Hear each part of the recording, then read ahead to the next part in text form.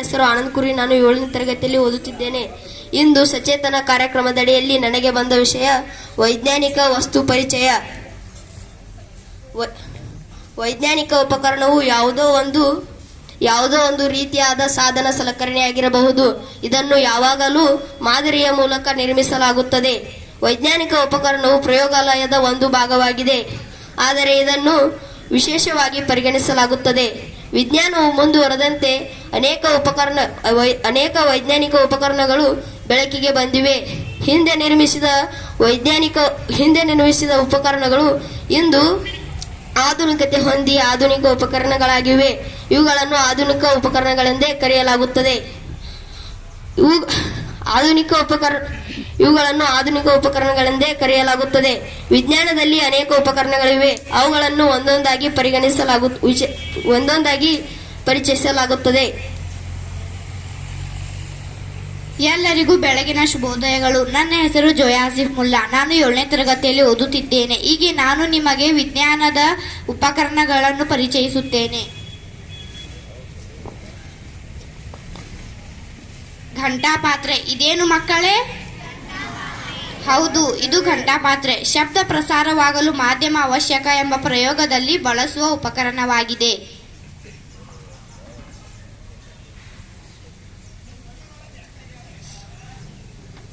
ಕೊಠಡಿ ತಾಪಮಾಪಕ. ಇದೇನು ಮಕ್ಕಳೇ? ಹೌದು, ಇದು ಕೊಠಡಿ ತಾಪಮಾಪಕ. ಕೊಠಡಿಯ ಉಷ್ಣತೆ ಅಥವಾ ತಾಪವನ್ನು ಅಳೆಯುವ ಉಪಕರಣವಾಗಿದೆ. ನಾವು ಇದನ್ನು 3 ವಿಧಗಳಲ್ಲಿ ಹೇಳಬಹುದು: ಡಿಗ್ರಿ ಸೆಲ್ಸಿಯಸ್, ಕೆಲ್ವಿನ್, ಫ್ಯಾರನ್ಹೀಟ್. ಪಟ್ಟಕ. ಇದೇನು ಮಕ್ಕಳೇ? ಹೌದು, ಇದು ಪಟ್ಟಕ. ಬೆಳಕಿನ ವಿಭಜನೆಯನ್ನು ತಿಳಿಯಲು, ಅಂದರೆ ಬಿಳಿ ಬಣ್ಣವು 7 ಬಣ್ಣಗಳಿಂದ ಕೂಡಿದೆ ಎಂಬುದನ್ನು ತಿಳಿಯಲು ಬಳಸುವ ಉಪಕರಣವಾಗಿದೆ. ವರ್ಧಕ ಮಸೂರ. ಇದೇನು ಮಕ್ಕಳೇ? ಹೌದು, ಇದು ವರ್ಧಕ ಮಸೂರ. ಚಿಕ್ಕ ವಸ್ತುಗಳನ್ನು ದೊಡ್ಡದಾಗಿ ಕಾಣಲು ಬಳಸುವ ಉಪಕರಣವಾಗಿದೆ. ಪಿಂಗಾಣಿ ಪಾತ್ರೆ. ಇದೇನು ಮಕ್ಕಳೇ? ಹೌದು, ಇದು ಪಿಂಗಾಣಿ ಪಾತ್ರೆ. ಪ್ರಯೋಗ ಮಾಡುವಾಗ ರಾಸಾಯನಿಕ ವಸ್ತುಗಳನ್ನು ಇಡಲು ಬಳಸುವ ಉಪಕರಣವಾಗಿದೆ. ಇವುಗಳಲ್ಲದೆ ನನ್ನ ಹತ್ತಿರ ಇನ್ನಷ್ಟು ವಿಜ್ಞಾನದ ಉಪಕರಣಗಳಿವೆ.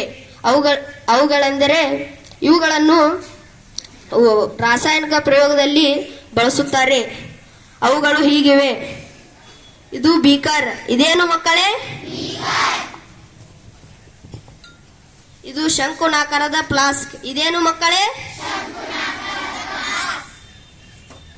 ಇದು ದುಂಡು ತಳದ ಫ್ಲಾಸ್ಕ್. ಇದೇನು ಮಕ್ಕಳೇ? ಇದು ಅಳತೆ ಜಾಡಿ. ಇದೇನು ಮಕ್ಕಳೇ? ಇದು ನಳಿಕೆ. ಇದೇನು ಮಕ್ಕಳೇ?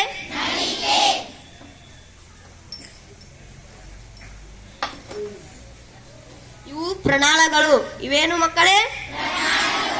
ಇದು ಪ್ರಣಾಳಗಳನ್ನು ಇಡುವ ಸ್ಟ್ಯಾಂಡ್. ಇದೇನು ಮಕ್ಕಳೇ?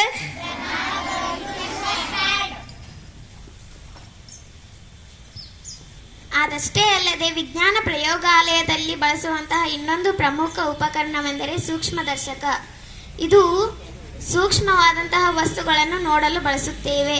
ಎಂದರೆ ಕಣ್ಣಿಗೆ ಕಾಣದಂತಹ ಸಣ್ಣ ಸಣ್ಣ ವಸ್ತುಗಳನ್ನು ನೋಡಲು ಬಳಸುತ್ತೇವೆ. ಧನ್ಯವಾದಗಳು.